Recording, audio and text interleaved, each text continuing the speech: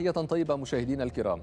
في الذكرى التاسعة للثورة السورية يستذكر السوريون عشرات الرموز التي كان لها دور بارز في إطلاق شرارة الثورة وحمايتها، بدءا من أطفال درعا الذين خطوا على جدران مدرستهم شعارات تطالب بالحرية وإسقاط النظام في 15 من مارس عام 2011، مرورا بقيادات الثورة في الساحات الذين قدموا دماءهم وأرواحهم فداء لثورتهم، ثم الملايين الذين هجروا وشردوا في أصقاع الأرض بعد أن حل الخراب والدمار بمدنهم وقراهم على يد النظام وداعميه.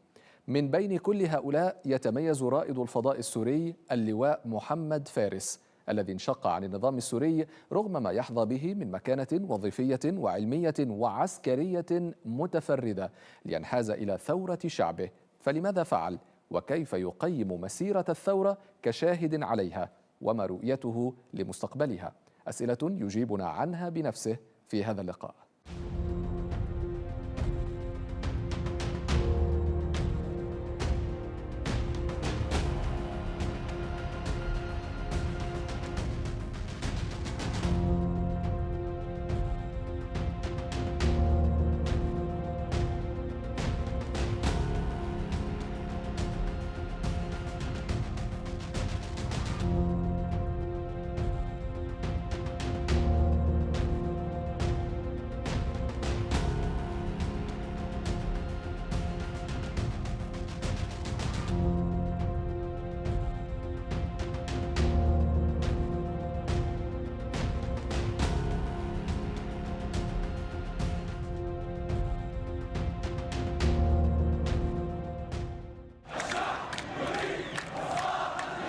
هنا سوريا قبل 9 سنوات بالضبط.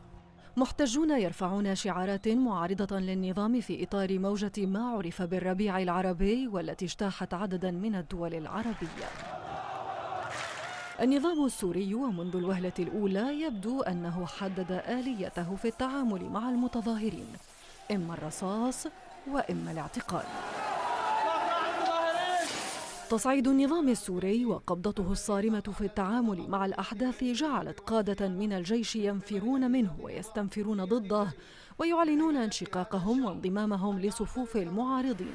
نعلن عن تشكيل الجيش السوري الحر. ومن رحم هذه التطورات أعلن أحد أعلام سوريا المرموقين انضمامه للمعارضة في خطوة أثارت صدمة للنظام وفخرا في صفوف معارضيه. محمد فارس أول طيار سوري يذهب في رحلة فضاء والثاني على مستوى العالم العربي. منزلته الاجتماعية والعلمية ومكانته عند النظام السوري وتكريمه من الأسد الأب، كل ذلك تنازل عنه فارس ليعلن انضمامه إلى صفوف المعارضة في أغسطس 2012. في الواقع أنا قررت ترك النظام منذ أشهر عديدة، ولكن المراقبة الحسيسة والدقيقة إلي هي التي أخرتني في ترك هذا النظام. ولكن الذي دعاني لترك هذا النظام أنني جلست لعدة أيام وعدة أشهر تحت سماع القصف والدمار وقتل الأطفال وقتل النساء. اللحظة الحساسة اللي جعلتني أترك هو طلقة طيار هليكوبتر لطفلة في حي من أحياء حلب القديمة نزعت كتفها وهي عمرها 8 أشهر.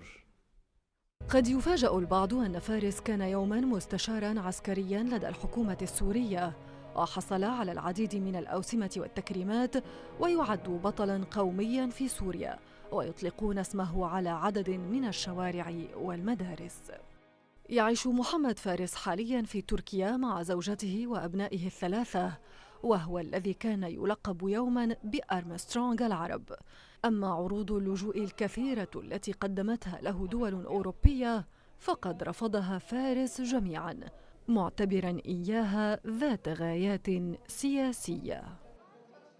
إيمان العربي لبرنامج على موعد TRT عربي. سيادة اللواء محمد فارس، بداية مرحبا بك، وأود أن أشكرك على تلبيتك دعوتنا. أهلا وسهلا فيك، وأنا سعيد في هذا اللقاء. أهلا بكم. نبدأ بسؤال يتبادر إلى ذهن الكثيرين. حضرتك كنت لواء في سلاح الجو السوري، وكنت أول رائد فضاء سوري.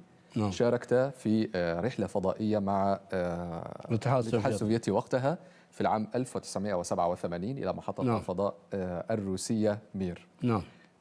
هذا يجعل البعض يظن بأنه كانت لك حظوة كبيرة لدى النظام قبل الثورة، كانت لك امتيازات، كانت لك مكانة كبيرة، فلماذا تركت كل ذلك وقررت الانحياز إلى صف الثورة السورية؟ النقطة أساسية أحب أن أركز عليها، حتى لو كانت لي حظوة ولو كان لي كل ما تقوله، ولكن الإنسان هو موقف. أنا وقفت إلى جانب أهلي، إلى جانب المضطهدين والمظلومين والمقهورين، ولكن أعود بأنه لم يكن لدي حظوة أبدا، وذكرت ذلك في برامج كثيرة. ولكن كما قلت، ليست مشكلتي في حظوتي أنا، ولكن مشكلتي في قلة حظوة الشعب السوري ككل، وفئة معينة هي التي أخذت الحظوة وسلبت بقية الشعب، سلبته كل شيء، سلبته التعليم، سلبته الأمن، سلبته الأمان، فرضت عليه هيمنة ديكتاتورية قاسية مجرمة، اعتقالات واسعة، خوف ورعب. إذن أنا أمام الله وأمام التاريخ وأمام أهلي في سوريا يجب أن أقف موقف